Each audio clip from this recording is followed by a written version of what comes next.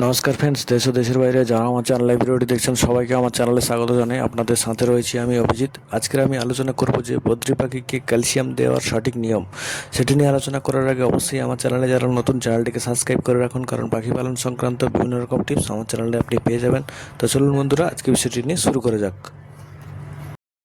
বদ্রি পাখিকে সুস্থ রাখতে, হাড় মজবুত করে রাখতে অথবা ডিমের খোসা শক্ত করতে বদ্রি পাখিরকে ক্যালসিয়াম দেওয়া অত্যন্ত জরুরি। আর ক্যালসিয়াম বদ্রি পাখির খুবই দরকার, একটা শরীরে প্রয়োজনীয় জিনিস। আর এটি দেওয়ার কিন্তু সঠিক মাত্রা এবং সঠিক নিয়ম জানা দরকার, সেটি নিয়ে একে একে করে আলোচনা করব। নাম্বার 1, প্রাকৃতিক ও স্থায়ী মাধ্যম ক্যাটেল ফিশ বোন। এটি ক্যালসিয়ামের সেরা ও প্রাকৃতিক উৎস। এটি হচ্ছে সবথেকে গুরুত্বপূর্ণ প্রাকৃতিক হচ্ছে ক্যালসিয়াম, যেটা হচ্ছে খাঁচায় একটি ক্যাটেল ফিশ বোন ঝুলিয়ে রাখুন, যেটা পাখি কামড়ে কামড়ে খাবে আর পাখির শরীরে ক্যালসিয়ামের চাহিদা পূরণ করবে, আর পাখির হচ্ছে ঠোঁটের স্বাস্থ্যটা খুবই ভালো থাকবে। তো এটা অত্যন্ত জরুরি আর প্রাকৃতিক উৎস হিসাবে আপনাকে অবশ্যই ব্যবহার করার দরকার। নাম্বার 2 হচ্ছে ক্যালসিয়াম ব্লক। তো ক্যালসিয়াম ব্লক বাজারে হচ্ছে পাওয়া যায়, যেটা হচ্ছে হাতে তৈরি করা হয়, যেটা হচ্ছে তৈরি করা ক্যালসিয়াম ব্লক, যেটা হচ্ছে খাঁচায় রাখা উচিত। আর এটিও ক্যালসিয়ামের চাহিদা পূরণ করে, এটিকে সেইভাবে বানানো হয়। তো বন্ধুরা, এটিও ব্যবহার করতে পারেন আপনারা। নাম্বার 3 হচ্ছে বন্ধুরা সেদ্ধ ডিমের খোসা। সেদ্ধ ডিমের খোসা হচ্ছে আপনারা একদম গুঁড়ো করে পাউডারের মতো পরিণত করে, তো এটিকে কিন্তু সফট ফুড বা এমনি দানা সিড মিক্সের সাথে মিশিয়ে আপনারা খাওয়াতে পারেন পাখিকে। এটি কিন্তু ক্যালসিয়ামের চাহিদা ভালোভাবে পূরণ করবে। যেটা হচ্ছে হাঁস মুরগির সেদ্ধ ডিমের যে খোসা, ডিমটাকে সেদ্ধ করার পরে খোসা ছাড়িয়ে ওই খোসাটা কিন্তু আপনারা ফেলবেন না। খোসাটিকে আপনারা ভালো করে গুঁড়ো করে পাউডার তৈরি করে নেবেন। তারপরে কিন্তু এটি সিড মিক্স বা সফট ফুডের সাথে দেবেন মাখিয়ে, তাহলে কিন্তু পাখিদের ক্যালসিয়ামের চাহিদা অনেকটাই পূরণ হবে। তারপরে বন্ধুরা রয়েছে তরল ক্যালসিয়াম। আপনার পাখিটা যদি ব্রিডিং মুডে চলে আসে আর ডিম দেওয়ার জন্য প্রস্তুতি হয়ে যায়, আর পাখিদের শরীরে ব্যাপক পরিমাণে ক্যালসিয়ামের অভাব দেখা দেয়, তখন কিন্তু আপনারা বাজারে পাওয়া যায় সেই ক্যালসিয়াম আপনারা ব্যবহার করতে পারেন। ক্যালসিয়াম, তরল ক্যালসিয়াম, যেটা হচ্ছে ওষুধ টাইপ ওষুধ, যেটা হচ্ছে ক্যালসিয়ামের আকারে পাওয়া যায়, সেটা কিন্তু আপনারা ব্যবহার করতে পারেন। তো আপনারা কিভাবে ব্যবহার করবেন সেটি একবার শুনে নিন। বন্ধুরা, সাধারণত যে ক্যালসিয়াম ব্যবহার করা হয় সেটা কিন্তু 1 লিটার হিসাবে জলে দেখতে গেলে 2 থেকে 3 মিলি কিন্তু ব্যবহার করতে হয়। 2 থেকে 3 মিলিগ্রাম ব্যবহার করা উচিত। আর আপনারা যদি ছোট বাটিতে, কম পাখি আছে আপনার, সেই ছোট বাটিতে যদি আপনারা দেন, তাহলে 1 বাটি জলের মধ্যে কিন্তু 3-4 ফোঁটা ক্যালসিয়াম আপনারা লিকুইড হিসেবে ব্যবহার করতে পারেন। আর লিকুইড হিসাবে পাওয়া যায়, যেটা হচ্ছে ড্রপ আকারেও পাওয়া যায়। বিভিন্ন ধরনের ক্যালসিয়াম রয়েছে বন্ধুরা। এবার অনেক বন্ধুদের মনে প্রশ্ন রয়েছে যে এটি কদিন ব্যবহার করব। আপনারা 3 থেকে 5 দিন কিন্তু একটানা আপনারা ব্যবহার করতে পারেন।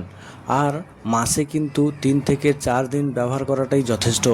প্রত্যেক মাসে 3 থেকে 4 দিন একটানা আপনারা ক্যালসিয়ামটা ব্যবহার করবেন ফার্মের মধ্যে, তাহলে কিন্তু আপনার কোনো অসুবিধা হবে না আর পাখিগুলো সুস্থ থাকবে।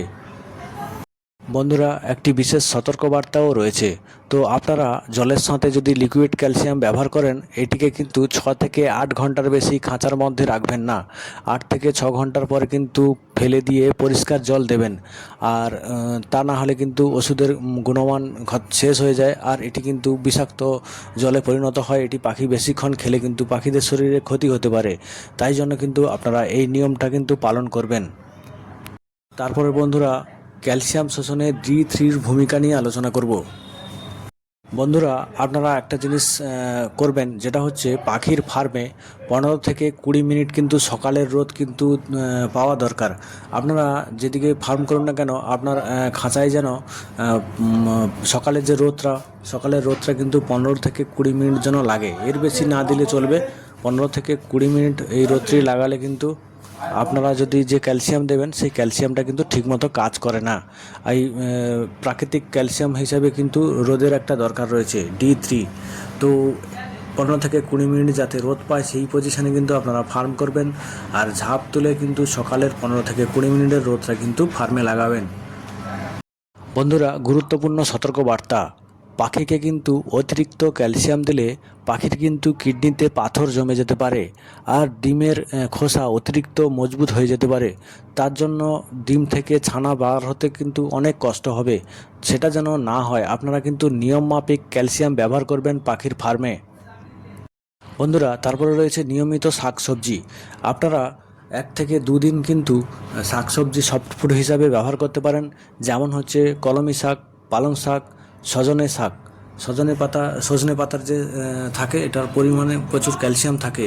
এই পাতায় এসব শাকে প্রচুর পরিমাণে ক্যালসিয়াম থাকে। এগুলো কিন্তু আপনারা ফার্মে নিয়মিত ব্যবহার করুন, তাহলে কিন্তু ক্যালসিয়াম অভাব পূরণ থাকবে। ক্যালসিয়ামের অভাব কিন্তু পাখিদের পূরণ হয়ে যাবে। বন্ধুরা, একটি গুরুত্বপূর্ণ বার্তা হচ্ছে, পাখি যদি সুস্থ থাকে আর নিয়মিত ক্যাটেল ফিডস বোন যদি আপনার ফার্মে দেওয়া থাকে, তাহলে কিন্তু আলাদা করে কোনো লিকুইড ক্যালসিয়াম দেওয়ার কোনো দরকার পড়ে না। তো আপনারা এটিকে কিন্তু লক্ষ্য করবেন। আপনারা যদি নিয়মিত ক্যাটেল ফিশ বোন বা মিনারেল ব্লক বা ক্যালসিয়াম ব্লক যেটা ফার্মের মধ্যে যদি দিয়ে থাকেন, তাহলে কিন্তু আপনার ক্যালসিয়াম না ব্যবহার করলেও চলবে। তো আপনারা সে সমস্ত দিক থেকে ভেবে চিন্তে কিন্তু ক্যালসিয়াম ব্যবহার করবেন। তো আপনারা নিয়ম মাফিক কিন্তু ক্যালসিয়াম ব্যবহার করবেন, আপনারা বেনিয়মে দেবেন না। আপনারা যেমনভাবে ভিডিওতে নিয়ম বলা হলো আপনারা 2বার করে শুনে নেবেন, তাহলে কিন্তু আপনারা ভালোভাবে বুঝতে পারবেন।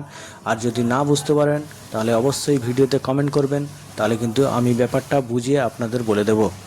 আজকের মতো বিদায় নিচ্ছি। চ্যানেলটিকে যারা নতুন ভিডিও দেখছেন অবশ্যই সাবস্ক্রাইব করে রাখবেন চ্যানেলটিকে। পাখি পালন সংক্রান্ত বিভিন্ন রকম টিপস আমার চ্যানেলে আপনি পেয়ে যাবেন।